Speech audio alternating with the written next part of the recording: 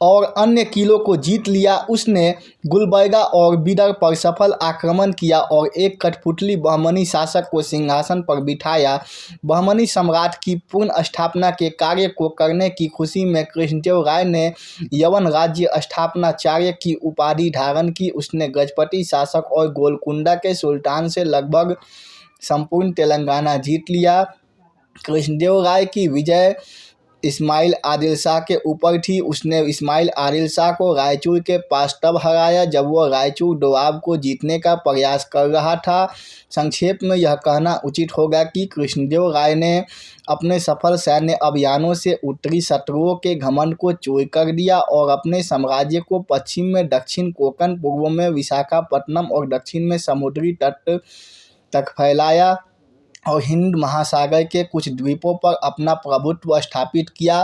कृष्णदेव राय के पुर्तगालियों के साथ मैत्रीपूर्ण संबंध थे। उसने उनको कुछ कॉन्सेशंस भी दिए थे। सिविल लिखता है, he benefited largely by the import of horses and other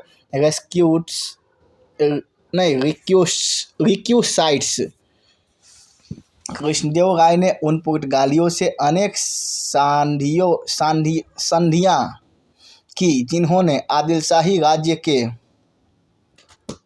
क्षेत्रों को जीतने का प्रयास किया। कृष्णदेव राय के पुर्तगालियों से संबंध दो कारकों पर निर्भर करते थे। पहला, बीजापुर से साधारण शत्रुता और दूसरा, विजयनगर के लिए घोड़ों का आयात पुर्तगालियों द्वारा किया जाता था। कृष्णदेव राय का शासनकाल न केवल साम्राज्य के विस्तार के लिए जाना जाता है बल्कि इसलिए भी जाना जाता है कि उसके समय में कला और संस्कृति की काफ़ी वृद्धि हुई और इसको काफ़ी प्रोत्साहन मिला। कृष्णदेव राय न केवल एक उच्च कोटि का सेनापति था बल्कि अच्छा प्रशासक भी था। उसने प्रशासन में अनेक सुधार किए। उसने विजयनगर के समीप नगलपुर शहर की स्थापना की और टैंक एवं मंदिर बनवाए। उसने हिंदू धर्म के सभी संप्रदायों का सम्मान किया।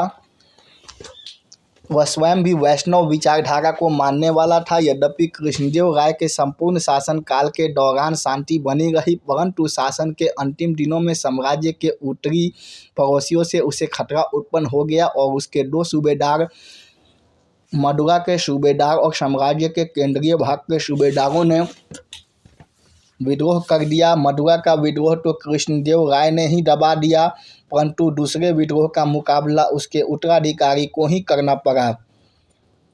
कृष्णदेव राय की लगभग 1579 ईस्वी में मृत्यु हो गई। उसके स्थान पर उसका अर्ध भाई अच्युत राय शासक बना। ऐसा कहा जाता है कि कृष्णदेव राय ने अपने पुत्रों की उपस्थिति में उसे अपना उत्तराधिकारी चुना। यद्यपि उसने सफलतापूर्वक विद्रोहों को दबाया, परंतु वह एक राजनीतिक गलती कर बैठा। उसने प्रशासन की बागडोर अपने दो ब्रदर इन लॉज को सौंप दी और स्वयं आराम करने लगा और प्रशासन की ओर ध्यान देना बंद कर दिया। इससे अन्य सूबेदार रुष्ट हो गए और उन्होंने राम तिरुमल और वेंकट के नेतृत्व में एक विरोधी दल तैयार कर दिया। ये सभी अराविडु वंश के थे और विवाह संबंधों द्वारा टुलुवा वंश से जुड़े हुए थे। इस कारण साम्राज्य में अस्थिरता पैदा हो गई। अच्युत राय ने इस्माइल आदिल खान को हराया और गजपति शासक एवं गोलकुंडा के शासक को करारी मात दी। अच्युत राय की लगभग 1541 ईस्वी में मृत्यु हो गई और उसका पुत्र वेंकट प्रथम उसका उत्तराधिकारी हुआ, लेकिन वह 6 माह से अधिक शासन न कर सका। शासन की बागडोर अच्युत राय के भतीजे सदाशिव के हाथों में आ गई। सदाशिव केवल नाम मात्र का शासक था, वास्तविक सत्ता राम राय के पास थी। राम राय की विदेश नीति का प्रमुख उद्देश्य विजयनगर को सर्वोच्च बनाना था। राम राय विजयनगर की खोई हुई शक्ति को पुनः प्राप्त करने के लिए दृढ़ संकल्प था। राम राय ने दक्खन के राज्यों के बीच मतभेदों का पूरा लाभ उठाया। पहले वह एक शक्ति से संधि करता था और बाद में दूसरी से। प्रारंभ में उसकी इस नीति से सफलता मिली, लेकिन इन सफलताओं ने उसमें आवश्यकता से अधिक आत्मविश्वास भर दिया, जो कि साम्राज्य के लिए हानिकारक सिद्ध हुआ। 1543 ईस्वी में राम राय ने अहमदनगर और गोलकुंडा के साथ बीजापुर पर आक्रमण करने के लिए एक संगठन तैयार किया, लेकिन उसका उद्देश्य बीजापुर के एक मंत्री असद खान की कूटनीति के कारण असफल हो गया। असद खान ने बरहान निजाम शाह और रामराय से पृथक शांति संधियाँ की, जिस कारण संयुक्त मोर्चा टूट गया। पुनः 1558 ईस्वी में बीजापुर, गोलकुंडा और विजयनगर अहमदनगर के विरुद्ध एक हो गए और उस पर आक्रमण किया। इस अवसर पर विजयनगर की जनता ने अहमदनगर की सेना का साथ दिया। विजयनगर के हठी व्यवहार के कारण बरार को छोड़कर दक्कन के अन्य सभी शासक विजयनगर के विरुद्ध हो गए और उसके विरुद्ध एक संयुक्त मोर्चा तैयार कर लिया। इस मोर्चे को वैवाहिक संबंधों द्वारा और अधिक मजबूती प्रदान की गई। 23 जनवरी 1565 को दक्कन सल्तनतों की संयुक्त सेनाएं विजयनगर के विरुद्ध राक्षस और तागदी नामक 2 गांवों के मैदानों में आ डटी और युद्ध हुआ। इसे तालीकोटा का युद्ध कहा जाता है। इस युद्ध में रामराय पकड़ा गया और मारा गया। विजयनगर का वह शहर जिसे मध्यकाल में विश्व का सरताज कहा जाता था, मिट्टी में मिल गया। इस हार के बाद विजयनगर की राजधानी पहले तो पेनुगोंडा चली गई, तत्पश्चात चंद्रगिरी विजयनगर की राजधानी बनी, जहां विजयनगर साम्राज्य के चतुर्थ राजवंश अराविडु वंश की स्थापना हुई। तालीकोट का युद्ध भारतीय इतिहास का एक निर्णायक युद्ध था। इस युद्ध ने दक्षिण भारत से हिंदुओं की सर्वोच्चता को समाप्त कर दिया और उसके स्थान पर तुर्कों का वर्चस्व स्थापित हो गया, जो 17वीं शताब्दी तक बरकरार रहा।